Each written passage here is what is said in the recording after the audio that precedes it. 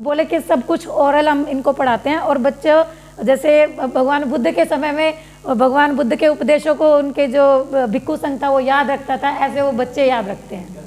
वो पूरा मतलब वो पूरा सब पढ़ते हैं और हर बच्चे में मतलब अंदर उनके जन्म से ही वो अंकुर धम्म का फूटा हुआ है और सब धम्म के उसमें लगे रहते हैं। और दूसरी बात जो यहाँ पर जैसे अभी क्राइसिस हमें सुनने में आया था कि भी बहुत ज़्यादा क्राइसिस हुए थे वहाँ पर श्रीलंका में, और लंका जो है वो हमारे भारत से मतलब गरीब देशों में आता है। अपना भारत तो फिर भी बहुत ज़्यादा आज समृद्ध है, लेकिन अभी जो श्रीलंका की हालत हुई थी, लेकिन वहाँ के लोगों से जब हम मिले, एक भी व्यक्ति के चेहरे को देखकर या किसी भी वहाँ की परिस्थितियों को देखकर आप ये बता ही नहीं सकते कि यहाँ पर जस्ट अभी क्राइसिस हुए थे। वहाँ पर इतनी खुशहाली है लोगों में, इतने खुश हैं लोग, कम में भी खुश हैं सिर्फ धम्म की वजह से। और जितनी भी जगहों पर हम गए, जितने भी लोगों से हम मिले, जब उन्हें ये पता चला कि हम भारत से हैं, वो हमारे आगे नमन करने लगे कि सिर्फ किसकी वजह से, वो भगवान बुद्ध की वजह से। वो इतनी रिस्पेक्ट देते हैं उन्हें। जब हम गए थे उस टाइम कोलंबो में मैच था, इंडिया और पाकिस्तान का मैच था, उस दिन हम कोलंबो में ही थे, तो उन लोगों को लगा कि ये मैच देखने आए हैं। तो हम एक जो वहाँ का कोलंबो का मेन जो बुद्ध विहार है, वहाँ पर जब हम गए तो आर्मी जो थे वहाँ पे आर्मी लगी हुई थी, तो उन्होंने मतलब ऐसे पूछा कि आर यू फ्रॉम पाकिस्तान, क्या आप पाकिस्तान से हैं? मैंने कहा ना, आई एम फ्रॉम इंडिया। तो वो अपनी जॉब पे थे, फिर भी वो हमारे साथ है, उन्होंने 10-15 मिनट कन्वर्सेशन की हमारे साथ, और पूरा टाइम उन्होंने सिर्फ वो मतलब इतने ज़्यादा रिस्पेक्ट दे रहे थे सिर्फ भगवान बुद्ध की वजह से। और उन्होंने यही चीज़ बोली कि आज हम जो भी हैं, आज हमारे पास जो कुछ भी है, जो भी हमारे पास आज हमारी, चाहे वो विरासत हो, चाहे वो हमारा जो जीवन है, जो हमारे संस्कृति है, वो सब हमें भारत से मिली है। और मतलब भारत को तो बहुत मतलब इतना ज़्यादा रिस्पेक्ट करते हैं ना। मैं कुछ देर के लिए मैं ये सोच रही थी कि जिस धरती पे भगवान बुद्ध जन्म लिए, वहाँ से लोगों ने मतलब इतना उनको वो किया, लेकिन देशों में जाकर पता चलता है कि भारत वास्तव में क्या था।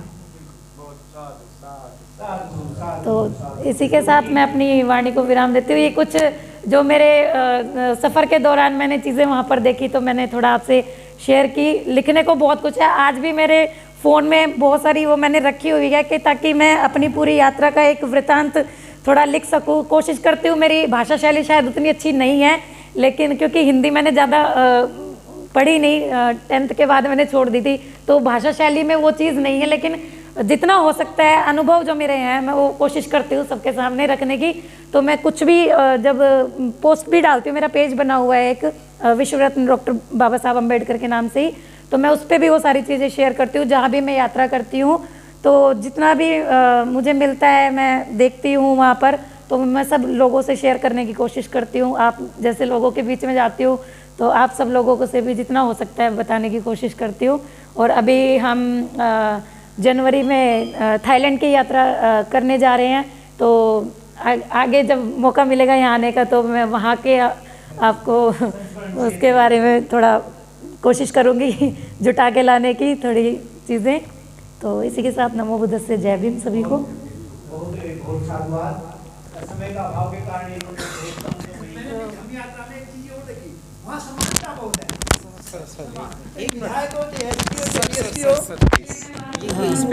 वहाँ समानता बहुत है। हम लोग जब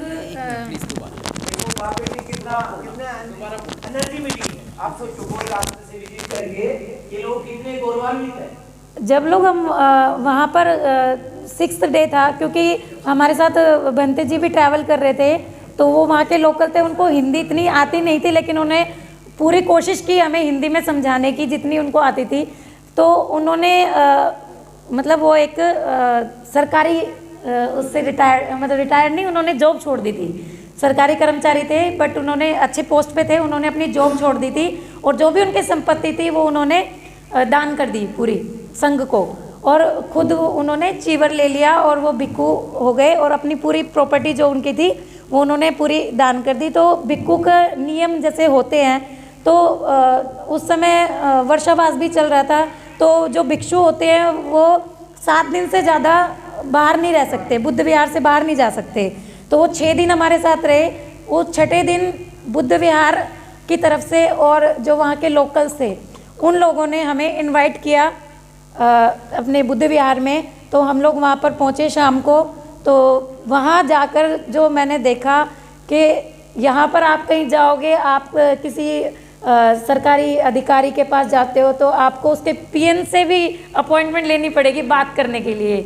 लेकिन वहाँ पर जो मैंने चीज़ देखी, मतलब हम अंदर गए जब हमें इंट्रोडक्शन वहाँ पे तब पता चला कि डीआईजी है, डीजीपी है, एसपी है, मतलब इतने सारे जो मतलब उच्च अधिकारी थे वो वहाँ पर मौजूद थे हमारे स्वागत के लिए। और हमें उन्होंने ही खाना खिलाया, अपने हाथों से हमें उन्होंने परोसा वहाँ पर।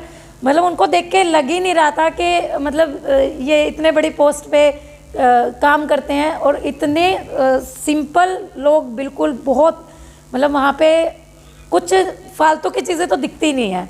वहाँ सिर्फ नॉर्मल भी लोग कपड़े पहनते हैं तो वाइट में ही दिखते हैं, पूरा मतलब वाइट में ही रहते हैं, बिल्कुल साधारण उसमें। और बहुत मतलब अच्छा लगा वहाँ पर जाकर। और स्कूल में भी जो हमने विज़िट किया था वहाँ पर भी ये चीज़ थी, टीचर्स में और बच्चों में दोनों ही वाइट में सेम ड्रेस होती है दोनों की, टीचर्स की भी और स्टूडेंट्स की भी सेम प्रॉपर मतलब प्योर वाइट।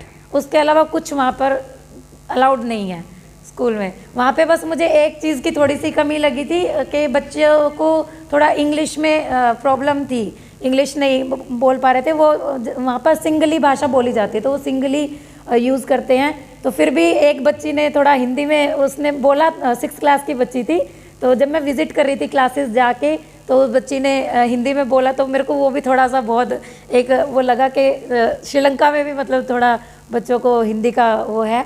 तो टीचर्स वगैरह से मैंने तो बंते जी को भी बोला, मेरे को मतलब इतना अच्छा लगा था वहाँ विज़िट करके। तो मैंने बंते जी को बोला, बंते जी क्या मैं यहाँ पढ़ा सकती हूँ तो मतलब वो एक ऐसा लगता है कि अपने देश में क्यों नहीं है, जहाँ से वो चीज़ गई है और वहीं पर उसी चीज़ की कमी है। तो इस चीज़ के लिए हमें सबसे जो हमारा दायित्व बनता है सबसे पहला तो वो यही है कि जो बीत गई ज़िंदगी उनको हम नहीं कर सकते, लेकिन जो हमारी आने वाली पीढ़ी है ना, अगर हम उनको नहीं दे के गए ना तो ये हम शायद बाबा साहब के सबसे बड़े अपराधी कहलाएंगे।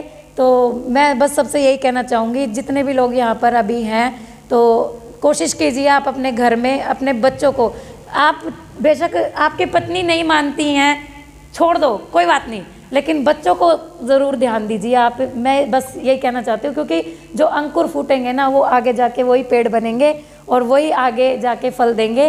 तो उन्हें बड़ों पे मेहनत करने से अच्छा है, मैं चाहती हूँ बच्चों पे आप मेहनत करो तो बहुत हमें आगे जाके फ़ायदा होगा उस चीज़ का। तो बहुत ही बहुत साधुवाद है सुजाता बहन को, पर क्यों नहीं पहले हम इनको सम्मानित करते, बाद में हम इनको सम्मान पाएंगे। पहले जो बेटी